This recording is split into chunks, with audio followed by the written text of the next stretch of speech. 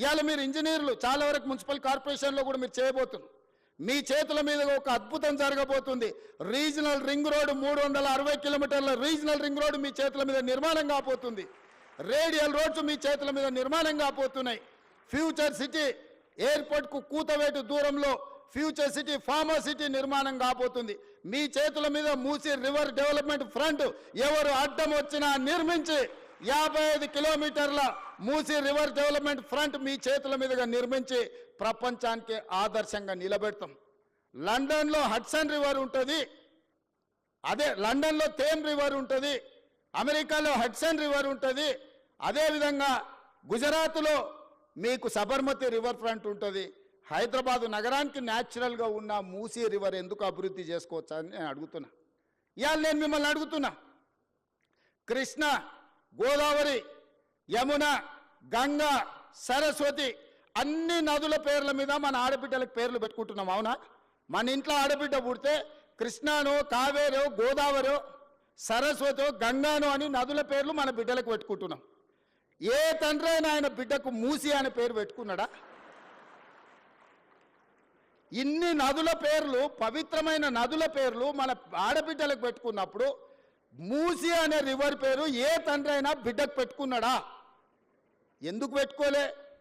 ఆ మూసి కంపు కొడుతుంది కాబట్టి, మూసి మురిగిపోయింది కాబట్టి, మూసిలో విషం చిమ్ముతున్నది కాబట్టి ఆ విషము, ఆ కంపు, ఆ మురికి మా బిడ్డల పేర్లు పెట్టుకోవద్దని తల్లిదండ్రులు ఏదైతే అనుకుంటున్నారో ఆ మూసి మురికిని ప్రక్షాళన చేయాలనుకుంటున్నా నేను.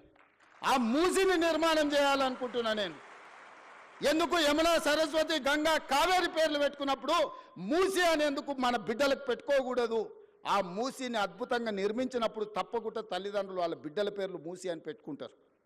అంత అద్భుతమైన నిర్మాణం మనం చేసుకుందాం.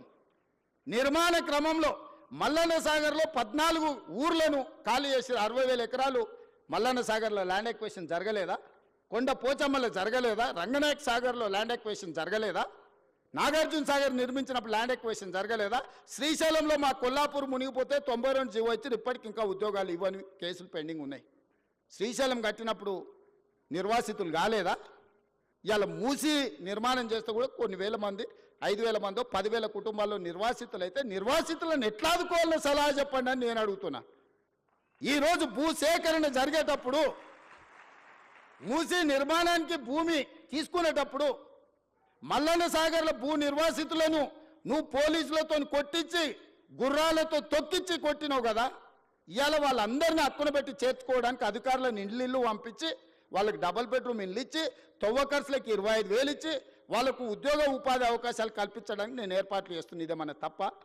వాళ్ళ పిల్లలు వాళ్ళు మూసీలో బతికిండ్రు, మురికిల్లే బతికిండ్రు, మురికిల్లే చచ్చిపోయారు. రేపు వాళ్ళ పిల్లలు కూడా ఆ మురికిల్లే పెరిగి మురికిల్లే చచ్చిపోయి మురికిల్లే ఉండాలన్న వాళ్ళు. ఆ మూసీలు ఉన్న వాళ్ళకు మంచి జీవితం ఉండొద్దా? వాళ్ళ పిల్లలు చదువుకోవద్దా? వాళ్ళు బాగుపడొద్దా? వాళ్ళందరినీ బాగు చేసే బాధ్యత ప్రభుత్వం తీసుకుందామని నేను చెప్తున్నా. మూసీలో మొత్తం 10,000 కుటుంబాలు ఉన్నాయి. 6 నెలల నుంచి ఎన్యూమరేట్ చేయించిన 33 టీంలను పెట్టి ఇల్లు పోయి ప్రతి వాళ్ళ వివరాలు సేకరించి, ప్రతి వాళ్ళ ఆధార్ కార్డు తీసుకొని, ప్రతి కుటుంబం యొక్క వివరాలు 33 టీంలు 6 నెలల నుంచి ఇల్లు పోయి తిరిగి తీసుకొచ్చినాం. ఇప్పుడు అవేర్నెస్ ప్రోగ్రాంలో గోడ మీద మార్కింగ్ చేస్తున్నాం. ఇక్కడి వరకు మూసీ రివర్ బెడ్ ఉన్నది, ఆ పైన బఫర్ జోన్ ఉన్నది, ఇక్కడి వరకు వీటిని తొలగించాల్సి వస్తే మీకు నష్టపరిహారం ఇస్తామని చెప్పి మూసీలో గుడిసెలు వేసుకున్న వాళ్ళకి డబుల్ బెడ్రూమ్ ఇల్లు ఇచ్చి ఆత్మగౌరవంతో బతకడానికి తరలిస్తున్నాం. బఫర్ జోన్లో ఉన్న వాళ్ళని ఏ విధంగా ఆదుకోవాలనో ఆలోచన చేస్తున్నాం. ఇవాళ మీరందరూ సలహా ఇవ్వండి, వాళ్ళకి నష్టపరిహారం ఎట్లిద్దామో చెప్పండి. 1,00,000 కోట్లు కాళేశ్వరంలో కాలబెట్టినావు కదా, నువ్వు కట్టిన కాళేశ్వరం కూలి సచ్చింది కదా, 1,00,000 కోట్లు ఆడ పోసినావు.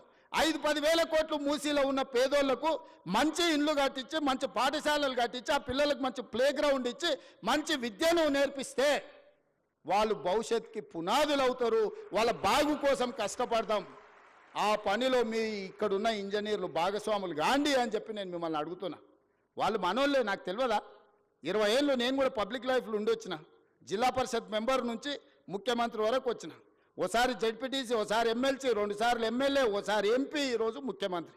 20 ఏళ్ళు పేదోళ్ళ మధ్యలోనే తిరిగిన కదా, ఉన్నా కదా. పేదోడి దుఃఖం నాకు తెలియదా? ఇల్లు కూలితే ఎంత బాధ ఉంటుందో తెలియదా? వాళ్ళందరినీ ఎట్లా ఆదుకుందామో చెప్పండి, నష్టపరిహారం ఎట్లిద్దామో చెప్పండి. నువ్వు 7 లక్షల కోట్లు అప్పు చేసినావు, వాళ్ళ కోసం ఇంకో 10,000 కోట్లు ఎట్లయినా చేసి తీసుకొచ్చి వాళ్ళకి ఇద్దాం. మీరు మింగింది ఆపితే చాలు వాళ్ళకి ఇవ్వడానికి. ఏందుంది అందులో?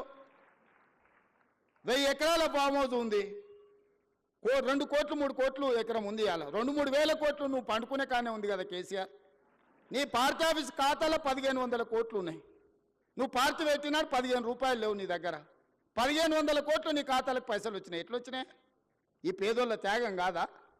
వాళ్ళు ప్రభుత్వం నుంచి, ప్రభుత్వ ఖజానా నుంచి అవసరమైతే ఒక 10,000 కోట్లు ఖర్చు అయినా వాళ్ళని ఒక మంచి అపార్ట్మెంట్స్ కట్టించి, గవర్నమెంట్ ల్యాండ్లో వాళ్ళకి మంచి ఒక కాలనీ కట్టించి వాళ్ళందరినీ అక్కడికి తరలించి అక్కడ ఒక హాస్పిటల్, ఒక పాఠశాల, ఒక ఐటీఐ, ఒక జూనియర్ కాలేజు, అవసరమైతే ఒక ఇంజనీరింగ్ కాలేజ్ కట్టించి వాళ్ళకు ఒక మంచి భవిష్యత్తు ఇద్దాం. సలహా ఇవ్వండి.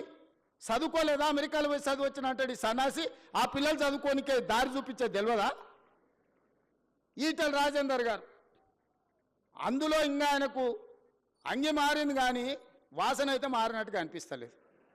నాకు కొంచెం గౌరవం ఉండే, ఎందుకంటే ఇట్లాంటి దాంట్లో కొంచెం కలిసి వస్తాడేమని. ముందు రోజు హరీష్ కేటీఆర్ మాట్లాడితే తెల్లారి అదే జిరాక్ తీసుకొచ్చి రాజేందర్ అన్న చదువుతున్నాడు. కనీసం భాషనైనా మార్చుకో రాజేందర్ అన్న.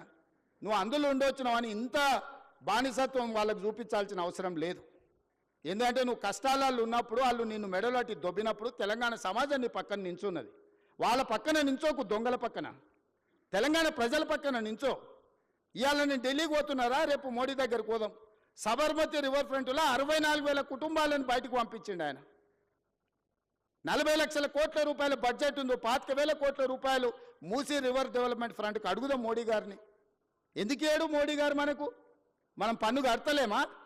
సికింద్రాబాద్ నువ్వే గెలుస్తువి, చేవెళ్ళ నువ్వే గెలుస్తువి, మల్కాజ్గిరి నువ్వే గెలుస్తువి, మెదక్ నువ్వే గెలుస్తువి, అన్నీ మీరే గెలుస్తారు. మరి మీకు బాధ్యత లేదా? 10,000, 20,000, 25,000 కోట్లు మోడీ దగ్గర ఇప్పించడానికే. నేను ఎందుకు చెప్తున్నంటే బాధ్యత రహితంగా కొంతమంది ఏం చేసినా తప్పు పట్టాలి, కాళ్ళలో కట్టె పెట్టాలి. ఒక్కటే కార్యక్రమం, మేము ఇన్ని రోజులు దోసుకున్నాం, వీడి పైసలు పెట్టి పనిచేస్తే తెలంగాణ బాగుపడితే వాళ్ళ దోపిడీ కొట్టొచ్చినట్టు కళ్ళకు కనిపిస్తుంది. 100 ఏళ్ళ గురించి నేను చెప్పిన, సాగర్ గురించి లేకపోతే శ్రీశైలం గురించి 10 ఏళ్ళు వీలు కట్టినవి చెప్పిన.